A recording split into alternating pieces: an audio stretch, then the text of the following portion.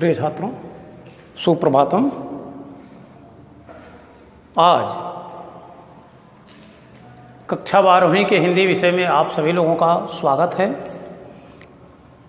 और पिछले दिन जो आप लोगों को या नौका विहार के कुछ अंश बताए जा रहे थे, जो सुमित्रानंदन पंत जी की रचना गुंजन से ली गई, आपके पाठ्यक्रम में नौका विहार शीर्षक से दिया गया है। इस नौका विहार शीर्षक में कुछ अंश आपको बताए जा चुके हैं। आज जो शेष अंश है, अर्थात इस कविता का शेष अंश कि ज्यों ज्यों लगती है नाव पार, उर में आलोकित सत विचार और अंत में अमरत्व दान, इस अंश का आप लोगों के सामने व्याख्या किया जाएगा, शब्दार्थ बताया जाएगा। तो आइए हम शुरू करते हैं कि ज्यों ज्यों लगती है नाव पार, उर में आलोकित सत विचार, इस धारा सा ही जग का क्रम, शाश्वत इस जीवन का उद्गम, शाश्वत है गति शाश्वत संगम, शाश्वत नभ का नीला विकास, शाश्वत शशिका या रजत हास, शाश्वत लघु लहरों का विलास, हे जग जीवन के कर्णधार, चिर जन्म मरण के आर पार, शाश्वत जीवन नौका विहार, मैं भूल गया अस्तित्व ज्ञान, जन जीवन का यह शाश्वत प्रमाण, करता मुझको अमरत्व दान। अर्थात यहाँ कवि जो है वह नौका विहार करते समय, अर्थात नदी में नौका लेकर के जो विहार करते हुए कवि अपने आप को अनुभव किया, उस अनुभव को इस पंक्ति में पंत जी द्वारा बताया जा रहा है कि ज्यों ज्यों लगती है नाव पार, नदी में नौका विहार करने के बाद नौका को किनारे की तरफ ज्यों ज्यों लेकर के चलते जा रहे हैं, कहते हैं कि उर में आलोकित सद्विचार, तो मेरे हृदय में सैकड़ों विचार, सत विचार सैकड़ों विचार आलोकित होने लगे, अर्थात उत्पन्न होने लगे, आने लगे। तात्पर्य है कि जैसे जीवन में अंत होने को होता है, अर्थात यह संपूर्ण जीवन जीने के बाद जो अनुभव होता है, तो उस अनुभव के बाद हृदय में सैकड़ों प्रकार के विचार उत्पन्न होते हैं। इसलिए इस मानवीकरण के माध्यम से कवि कहना चाहता है कि जब मैं नौका विहार करके और तट के तरफ अर्थात किनारा गया, तो मेरे हृदय में सैकड़ों विचार आलोकित हो गए, उत्पन्न हो गए, और मैं उन विचारों में, सैकड़ों विचारों में अपने आप को खो गया, क्योंकि इस धारा सा ही जग का क्रम, सोचने लगा कि नदी के धारा के समान ही यह जीवन का क्रम जो है वह शाश्वत है।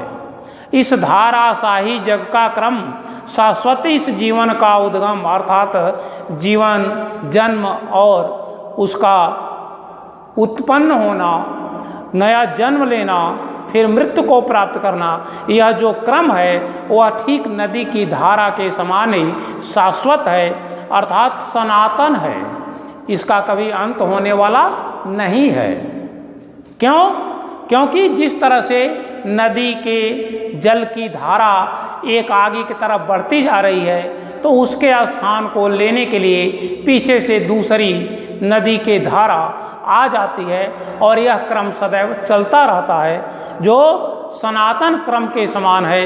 इसी तरह से यह जीवन भी है, वह सनातन है। यहाँ इसी माध्यम से बताते हैं कि शाश्वत इस जीवन का उद्गम, शाश्वत है गति शाश्वत संगम, यह सब कुछ जो कुछ भी दिखाई दे रहा है, इसमें जो गति दिखाई दे रहा है, संगम दिखाई दे रहा है, मिलन दिखाई दे रहा है, अथवा मरण दिखाई, यह सब कुछ क्या है? सनातन है, शाश्वत है। शाश्वत नभ का नीला विकास, या आकाश में जो नीला आकाश दिखाई दे रहा है, वह भी क्या है? शाश्वत है, सनातन है, अर्थात यह समाप्त होने वाला नहीं है। यह कब से है, कब तक रहेगा इसका कोई प्रमाण नहीं है। शाश्वत सच का यह रजत हास, आकाश में दिखाई देने वाला यह चंद्रमा की जो चांदनी है वह भी शाश्वत है अर्थात सनातन है। वह जो रजत हास अर्थात उसकी जो चांदी के समान चमक है वह भी शाश्वत है। शाश्वत लघु लहरों का विलास, यह छोटे छोटे लघु लहरों का अर्थात छोटे छोटे लहरों का यह क्रीड़ा भी, लहरों का विलास से तात्पर्य है लहरों का क्रीड़ा लीला शाश्वत है, वह भी सनातन है। जो छोटे छोटे लहर इसमें से निकल रहे हैं नदी की जल से, वह इन लहरों का क्रीड़ा भी सनातन है।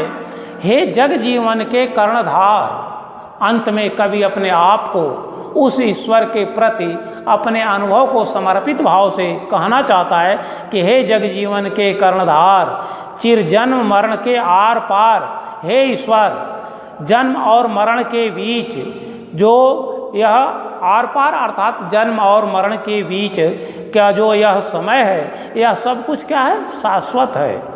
आप तो इस जीवन के कर्णधार हैं अर्थात ईश्वर हैं, तो यह जन्म मरण का क्रम जो है वह भी शाश्वत है। कैसे कि शाश्वत जीवन नौका विहार, जिस तरह से यह जन्म और मरण दोनों से ही जीवन प्राप्त होता है, उसी तरह से जैसे नौका विहार के समय यह जल की धारा अर्थात एक के बाद एक कभी समाप्त नहीं होती है, उसकी श्रृंखला कभी टूटती नहीं है, उसी तरह से यह जीवन की धारा भी कभी टूटने वाली नहीं है। अर्थात एक का मरण होता है तो दूसरा का जन्म होता है, और दूसरे का जन्म होता है तो किसी न किसी का मरण होता है।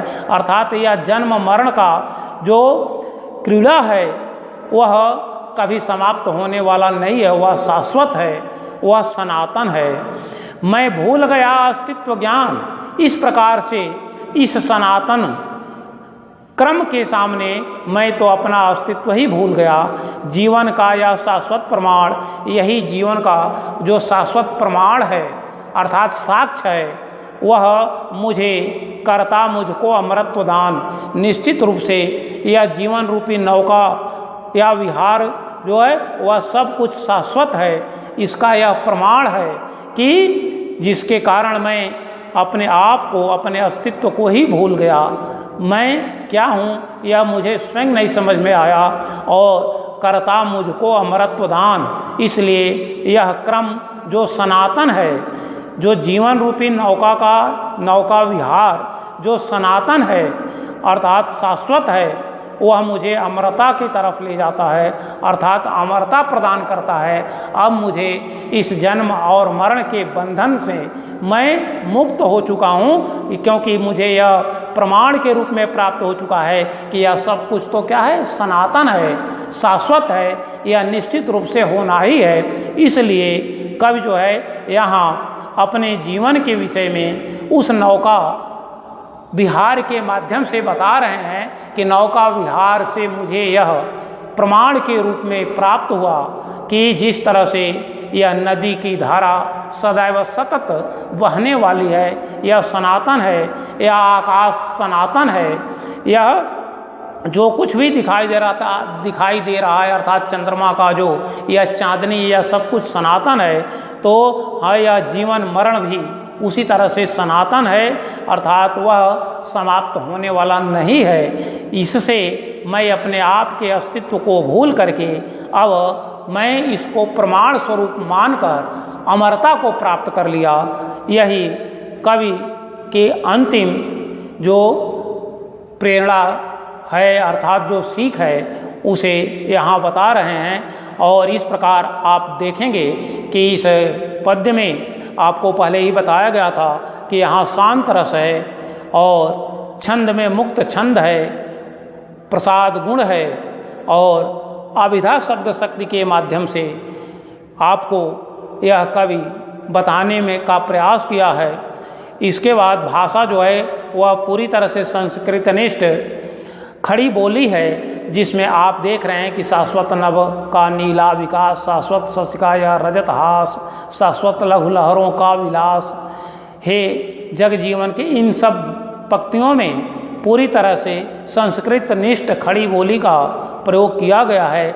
इसमें कई उपमा, रूपक और उत्प्रेक्षा आदि अलंकार हैं। शाश्वत शब्द बार बार आया है और जन्म मरण के आर पार शाश्वत जीवन नौका विहार यहाँ निश्चित रूप से रूपक अलंकार के माध्यम से बताया गया है।